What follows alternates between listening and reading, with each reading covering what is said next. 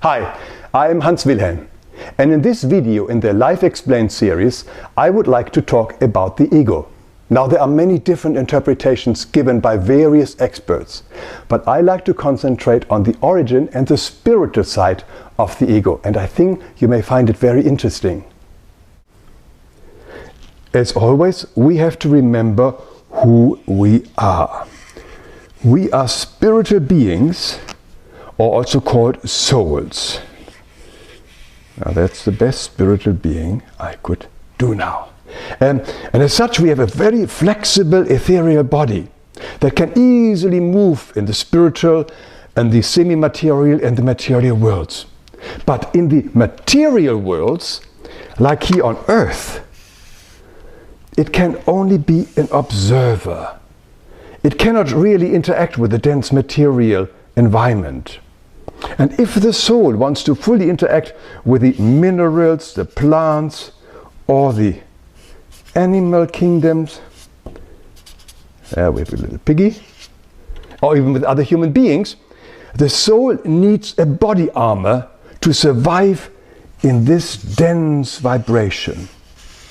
Sort of, it's like, similar like these old diving suits they had, where you remember with this air hose to the boat for deep sea diving. It's a pressure suit. And this diving suit is our physical body. That's why we have incarnated into a body of bones and flesh. Our physical body is our vehicle to be able to move around here on earth. Very much like we use a car to move around town. But it's very difficult for a soul to find itself in such a coarse and heavy and clumsy body armor. Of course, souls that have incarnated many times are used to this body, but there are lots of new souls as well who incarnate for the first time. And for them it's very, very difficult to move around in this thing and to also take care of it. But here is where Mother Nature comes in with an ingenious feature and device. You remember all the electronics in your car that tell you when you are running low on gas or on brake fluid and all the other dangers, all these little lights that warn us? Well, our body armor has got the same kind of feature. It's the mind that tells our soul when to eat, it's a little apple here, on when to rest, or when there is danger, like falling off the cliff. It makes sure that the body will stay healthy and fit and serve us until we no longer need it and can return to the spiritual world. And this little mind that helps us to keep our body in shape is called the ego. Originally the ego was only concerned with the well-being of the physical body. It's a great device if you come to think about it. But over hundreds of years and many, many incarnations, the souls forgot who they were and began to identify with their physical body. They thought they are their body. And the lure, the attraction of this physical body are the five senses. These five senses were only meant to be a tool, but they became soon the focal point for many souls and the main reason to incarnate into this world. And the more the souls began to identify with their bodies, the more they began to crave for the fulfillment of certain pleasures, which they could do only via the five senses of the physical body. They fell deeply into sensuality. Wow. And of course the most obvious one was the sense of touch, which is mostly enjoyed as sex. Originally sex was designed for procreation and an expression of love for somebody we cared for. But now look what has happened. Our identification with our body and our addiction to sex has created this big sex industry. A brutal world with pornography, abuse, abductions of women and children, prostitution, organized crime. We are using other human beings only for the satisfaction of our sensuality. And another typical example is the sense of taste, originally meant to help us to differentiate between healthy and poisonous food. But now it became the main focus for many. We were no longer satisfied with plant diet. We began to devour other beings of flesh and bones, purely for the pleasure, for the sensuality. And as you know, our body isn't built for that as a carnivore, like a tiger. It doesn't have these special glands in the stomach to digest flesh, or these very short intestines to quickly eliminate the decaying food.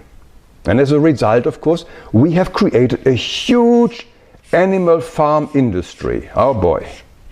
Here our four-legged and winged brothers and sisters are kept under horrendous conditions. I was actually going to add a few images of animal farming to this video, but the images are too gruesome to show. But we all know about it.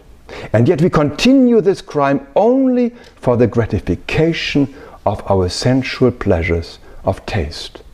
Only for our bodily pleasure. Flesh has no value to our body. On the contrary, we know it's even harmful. Now think of all the large vegan and vegetarian societies on this planet that have been living a much healthier diet for thousands of years. Now, eating no longer was a way to maintain our body, which was originally planned. It now becomes our national pastime. We are continuously stuffing our face. Whether we are in the streets, in the cinemas, or throughout the day, we do it all because our body runs us and not the other way around. And as a result, as a society, we have become obese. We want more and more. This little ego here has now become the big ego.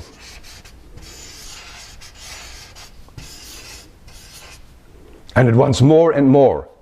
And this ego, of course, has also made us greedy. Greed. The ego is making us greedy, and suddenly the idea of scarcity comes over us because we believe we are our body. But we remember Gandhi's famous word, there is enough on this earth for everybody's need, but not for everybody's greed. And now out of this comes fear and worry. Fear and worry.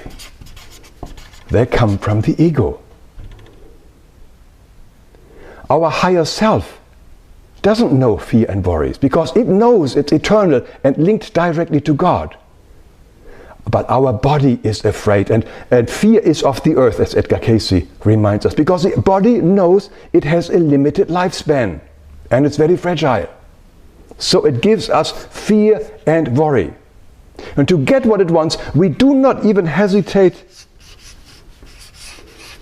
killing other human beings. Booms. Just so that we can get their resources, like food, land, oil, and you name it. All for the survival and comfort of our body. That's right, basically all our wars are done for the survival and comfort of our physical bodies. Our big ego has now not only taken over our body, but also our psyche. It rules us. We have become a puppet of our ego. Remember what ego stands for? Edging God out? God, the source energy, has never forgotten us or given up on us. It has constantly given us guidance, inspiration, intuition via our soul, which some people call the sixth sense. But who is carefully listening to this guidance? Very few. Most of us have forgotten who we are in truth. We have given up listening to our inner voice that guides us. Instead, we are listening to our bloated ego, and subsequently we are run by fear and worry. Nothing will change until we begin to remember who we are. That wonderful spiritual being that is imprisoned in this body that has run amok by our ego. And the more we know about the spiritual laws and use them, the sooner we can set this guy free, set our soul free.